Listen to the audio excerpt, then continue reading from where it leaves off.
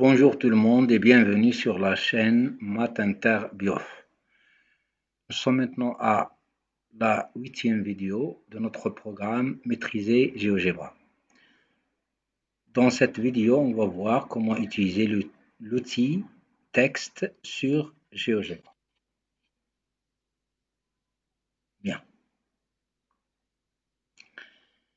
Alors, on va essayer d'écrire ce texte qui est un texte normal. Alors, il suffit d'aller ici, cliquer sur le triangle rouge, le petit triangle rouge, et on va retrouver ici texte. On doit cliquer ici. Et je clique sur l'écran. Alors, on voit éditer une zone de texte. C'est là, ici, on doit écrire le texte. La médiatrice, etc. Donc, je vais coller le texte. Bien. Alors, je peux terminer jusqu'à je suis arrivé ici et perpendiculaire. Maintenant, je dois revenir à la ligne. Donc, je tape Entrée et je termine à son support. Voilà, donc j'ai bien écrit ce texte ici dans la zone de texte. Et vous voyez l'aperçu, tout ce qu'on a écrit apparaît en dessous. Maintenant, il suffit de cliquer et ça va marcher. Mais ici, on remarque qu'il y a ici formule LaTeX. Alors, on n'a pas besoin de ça parce que le texte qu'on veut écrire maintenant, c'est un texte normal. On n'a pas besoin de formule LaTeX. Et bien sûr, il y a des symboles, mais on ne va pas les utiliser. On va voir ça après. Bien, OK. Donc, voilà, le texte est écrit ici.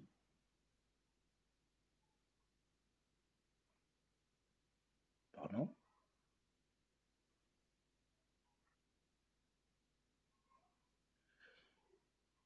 Voilà.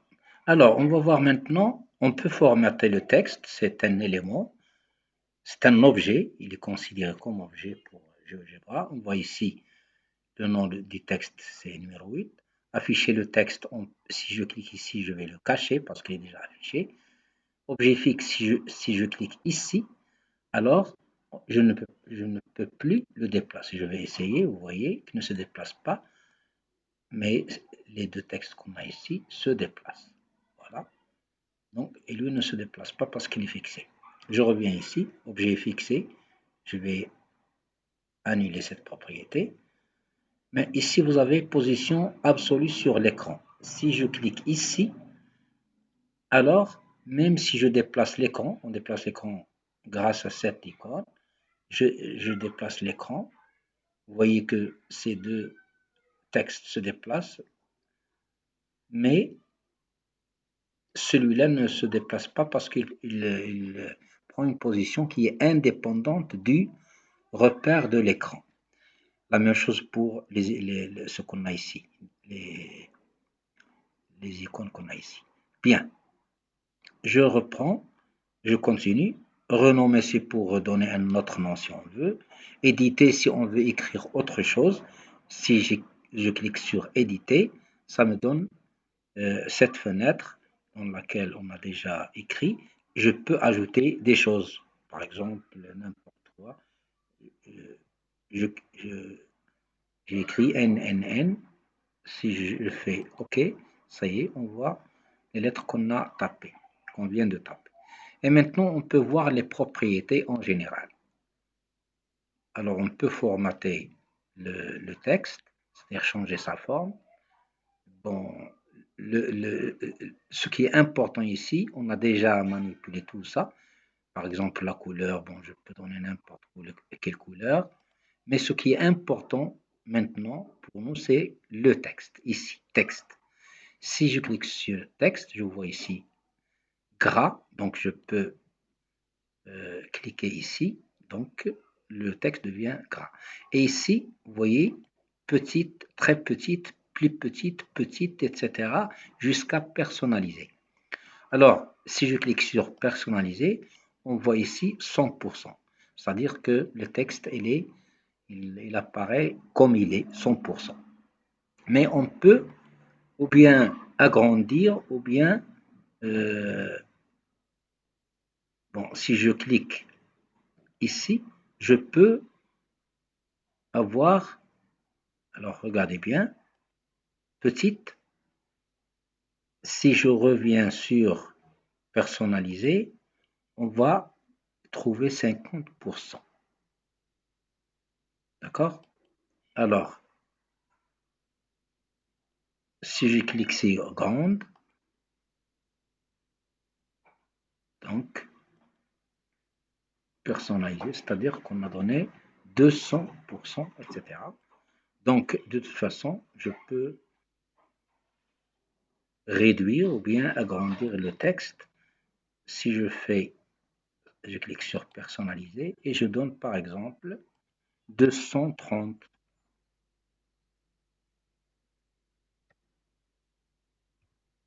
Voilà, 230. Voilà, très bien. Alors, c'est tout pour le texte normal. Bon, c'est terminé. Je vais effacer tout ça. C'est terminé. Et on va voir maintenant les autres textes ce sont des textes qui ne sont pas normaux. On va les utiliser pour écrire des formules ou bien quelque chose comme ça. Donc, on va utiliser la tech. Donc, on va voir ça. Pour écrire maintenant, par exemple, pour écrire, dans le cas où on utilise, ou bien si on est en train d'étudier une fonction, on se trouve obligé d'écrire, par exemple, CF, la courbe représentative, ou bien CF-1. Moi, j'ai choisi CF et CF-1. Supposons qu'on veut écrire ça. Alors, il suffit d'ouvrir le texte, comme ça, voilà. Alors, bien sûr, il faut utiliser la tech maintenant. Ce n'est pas un texte normal. Alors, il y a des symboles parce que il y a des C et l'indice, etc. C'est la lettre principale et F, elle est écrite en indice et ici F, puissance. Donc, on a besoin de symboles ou bien d'équations. Bien. Alors, ici, pardon, ici. Alors, vous voyez ici qu'on a une fraction, ici on a une puissance, l'indice, racine, etc. Des intégrales, des parenthèses, des accents, etc. On va essayer d'utiliser quelques commandes ici, quelques formules. Bien, alors ici on a des parenthèses. On veut écrire CF entre parenthèses. Donc au début, on doit choisir parenthèse. Ici. Voilà, parenthèse. Et ici, il y a le vide. Je clique ici. Donc à l'intérieur, vous voyez dans l'aperçu qu'on a déjà les parenthèses et on doit écrire CF entre ces deux parenthèses. CF, elle est écrite en indice. Donc, je vais revenir ici, les formules. Je vais chercher ça. Voilà, X indice A. Donc, je clique ici, XA. Bien sûr, dans la version, on voit entre parenthèses XA. Mais moi, je veux, à la place de X, je vais écrire C. Et à la place de A, je vais écrire petit f. Voilà. Et on voit qu'on a bien écrit CF. Et, je dois écrire et. Alors, attention ici, on utilise les formules LaTeX. Si j'écris et directement, comme ça, même si je déplace le curseur, et, et je vais écrire quelque chose qui ressemble à CF, mais CF moins, je peux copier tout ça et le coller tout simplement. Et bien sûr, on va trouver CF, SCF. Alors, il y a quelques problèmes ici. vous voyez que le et est collé des deux côtés. Donc, normalement, pour les formules LaTeX, il n'y a pas d'espace, on doit le programmer. Donc, si je clique ici, à la fin, je trouve espace. Je clique sur espace. Bon, pardon, c'est pas ici. Bon, c'est pas grave, je peux le couper et le coller avant le et, ici. Et après le et. Bon, je clique ici après le et. Bon, et je cherche espace. Voilà. Maintenant, vous voyez qu'il y a un espace entre les deux. Je peux même faire deux espaces. Et avant, la même chose, j'ajoute un autre espace. C'est très bien. Donc maintenant, c'est très bien. Sauf que j'ai écrit CF et CF. Donc je dois, à la place de F, je dois avoir F puissance moins 1. Donc ici, je vais changer ça. F.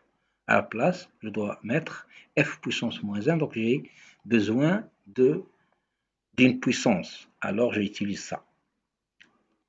X puissance A. Le X, ce n'est que F. Et puissance A, je dois changer aussi. C'est moins 1. Je dois écrire moins 1. C'est terminé. Voilà.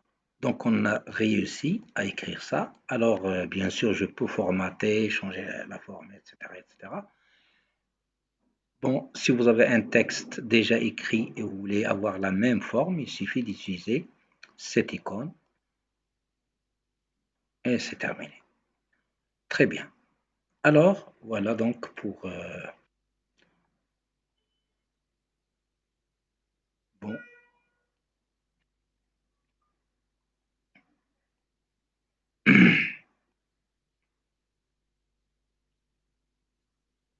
bien.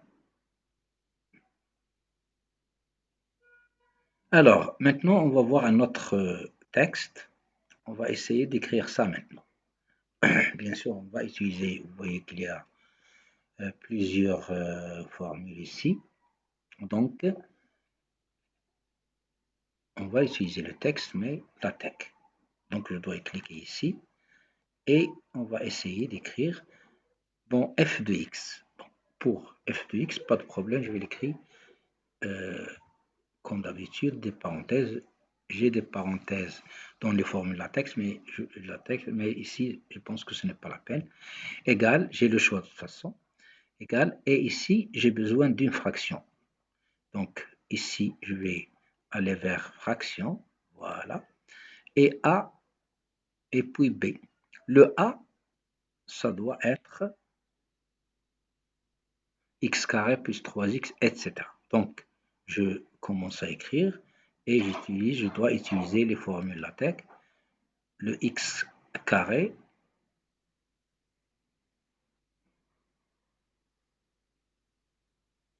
voilà, carré, et je dois déplacer le curseur un peu, plus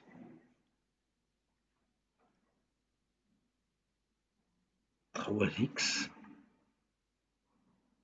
moins, et ici on a racine cubique.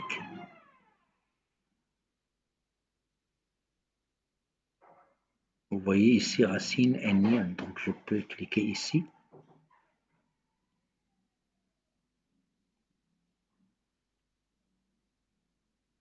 Pardon, je dois changer le moins.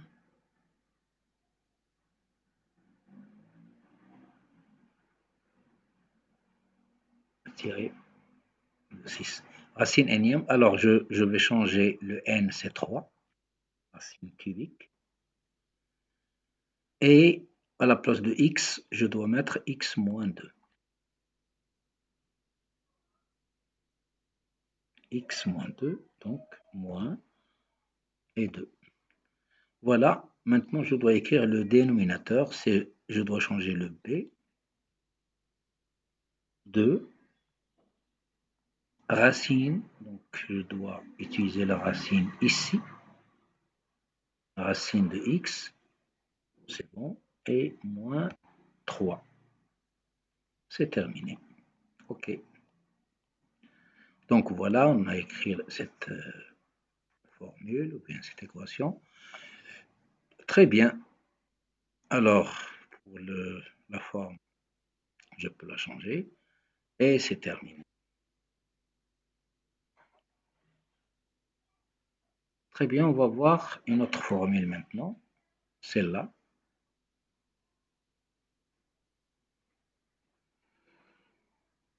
Bien. Alors, j'ai mélangé un peu des formules et des textes. Très bien. Alors, toujours la même chose. Je clique sur texte, la formule LaTeX, et je vais essayer d'écrire on considère, etc. Donc, on. Bon, je dois mettre espace ici. Même si je déplace le curseur, ça ne change rien. Donc, je dois mettre espace. Considère.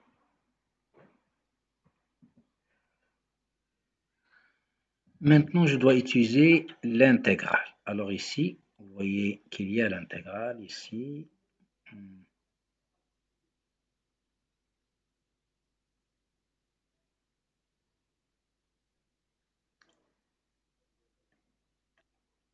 Voilà. Donc,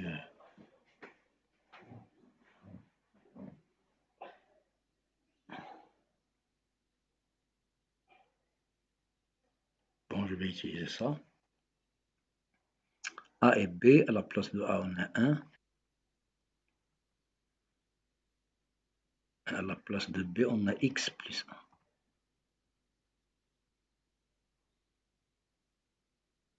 Et cette place dans cette place ici, il faut mettre f de t dt.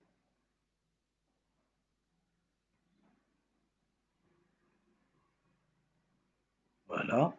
Maintenant, je vais sortir de là et je dois écrire le et, mais il faut mettre d'abord espace.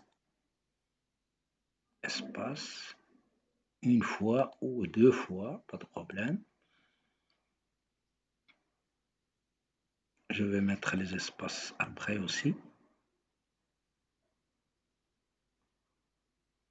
Et entre les espaces, je vais écrire ça, le sigma. Bien, sigma, voilà le sigma. À la place de A, je vais mettre k égale à 1. Et à la place de B, je vais mettre k égale à n. Très bien. Et dans le vide qu'on a ici, je dois mettre tout ça. F. Alors maintenant, il faut nécessairement utiliser les parenthèses qui se trouvent dans les formules LaTeX. Parce que ces parenthèses changent de forme. Tout dépend de ce qu'on écrit à l'intérieur. Voilà. Donc, c'est-à-dire que ce sont des parenthèses dynamiques si on veut. Voilà. Alors ici, je dois mettre la formule. Vous voyez que cette formule contient un rapport, donc il va occuper une place importante. C'est pour cela que j'ai utilisé les parenthèses dynamiques de la formule LaTeX. Très bien, donc j'ai besoin de fractions, voilà. Et au numérateur, il y a le A que je dois changer. K plus 2N. Et le B aussi.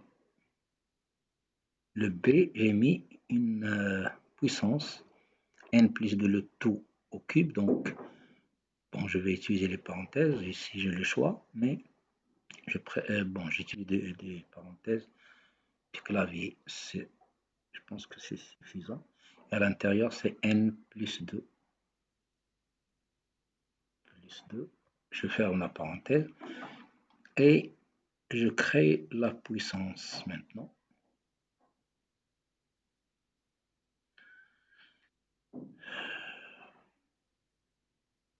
Je coupe ça. J'ai besoin d'une puissance. Voilà la puissance x. Bon, je remplace le x par la parenthèse qui contient n plus 2 et le a par 3. Très bien. Et à la fin, on a réussi à écrire la même formule exactement. Il n'y a pas de problème. Si on veut changer la forme, ça c'est simple. Je peux cliquer sur copier le style graphique et ça va marcher très bien. Ok, maintenant on passe à autre chose. LaTeX 4. Alors ici j'ai choisi une formule qui contient des vecteurs. Donc on va les utiliser. Bon, je clique ici. Et toujours LaTeX, on a besoin de LaTeX bien sûr. Alors, bon, j'ai besoin ici d'écrire un vecteur. Donc je vais chercher, il n'y a pas de vecteur, mais il y a accent. Alors accent, il y a plusieurs propositions, mais je choisis la proposition qui me convient. Bon, je pense que j'ai mal choisi.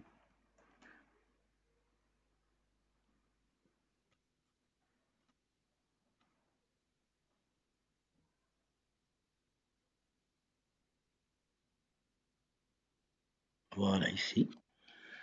Donc je vais remplacer tout simplement le x par u majuscule. Et j'obtiens en dessous le vecteur égal. Alors maintenant 2 est multiplié par un vecteur, mais ici un vecteur formé par 2 points. Donc je dois choisir accent plus plus, c'est-à-dire je dois mettre 2 éléments. Voilà. XX, je dois changer XX par respectivement par A et M. Très bien. Maintenant, je peux copier ça.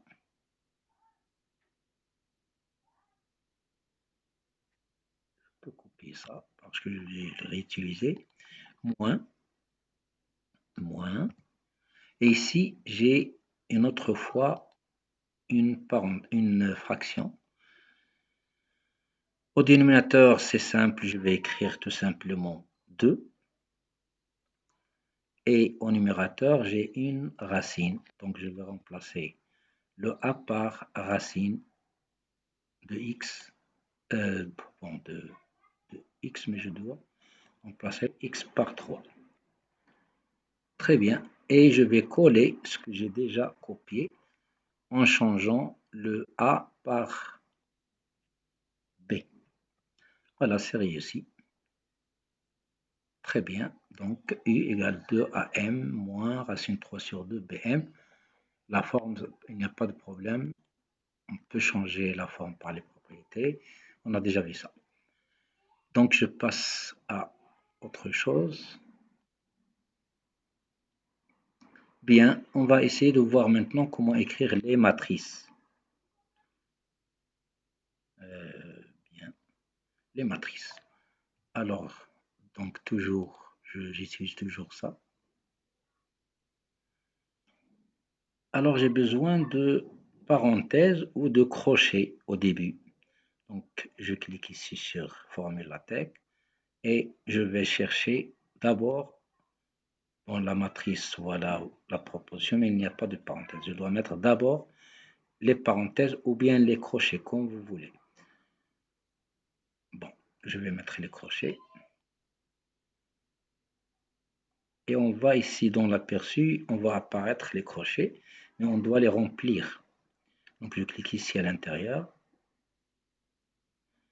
et je dois remplir ça par une matrice. Alors matrice, il y a des matrices lignes, colonnes, matrice carrée d'ordre 2 et matrice carrée d'ordre 3. Ici, on a choisi matrice carrée d'ordre 2. Donc, vous voyez que la matrice apparaît, il suffit de changer les paramètres ABCD par les éléments qu'on a ici. Donc, le A, je dois le remplacer par -1. Le B par 2. Le C par 1/2, fraction. Donc, je dois utiliser la fraction. Et le A par 1 et le B par 2. Maintenant,